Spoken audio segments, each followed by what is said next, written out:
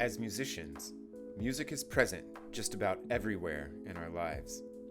We engage with music through our instruments, record players, digital devices, books, and anything that makes a sound. Our relationship with music enriches our lives, and when we share it, the lives of others. When our spaces fight us with clutter and disarray, they do not invite inspiration. The key to musical progress is a daily commitment to practicing and playing music. A space that works with you instead of against you is one of the best ways to stay dedicated to that commitment. James Clear explains in his book, Atomic Habits, that visual cues in our environment influence our behavior. In this episode, we'll explore strategies for curating a space that inspires you. We'll talk about how to include the right gear for your practice routine, and we'll also get some tips from artist and educator Tim X. Sweeney. Whether big or small, your space can put you in the ready direction.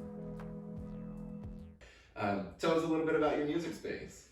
Oh, okay. So my music space is multi-purpose. I try and use it in a bunch of different ways. It goes from teaching remote video lessons to studying the music that I'm going to be playing on gigs in the short term. And I also try and create some opportunity or some space for just playing an instrument, having fun, exploring, trying to find new things. Yeah. What is the centerpiece of some of your musical spaces that you use? I think my upright is the centerpiece. Like, a practice space for me is nothing more than me and an instrument. I think that that's where my best ideas come from.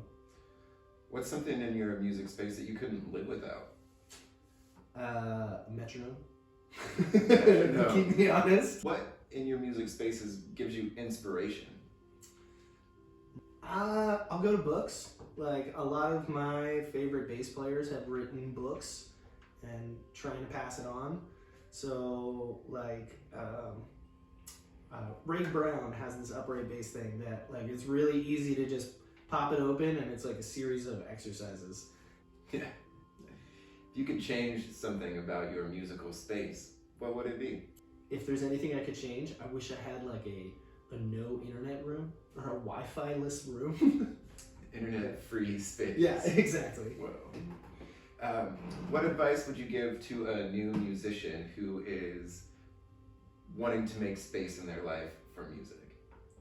What advice would I give them if they're trying to make a space? I would say be honest with yourself about what you need and what you don't need, right? Like, from the way that I speak, I'm trying to remove distractions and concentrate. Name one book in your music space. The Music Lesson, Victor Wooten.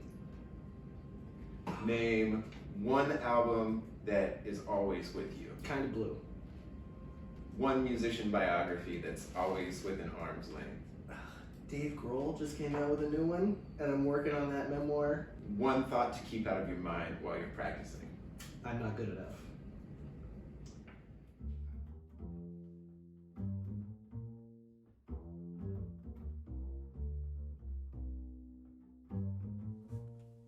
Ultimately, your musical space will be exactly what you make it. It's a journey. It's an experiment. But it will set you in the ready direction.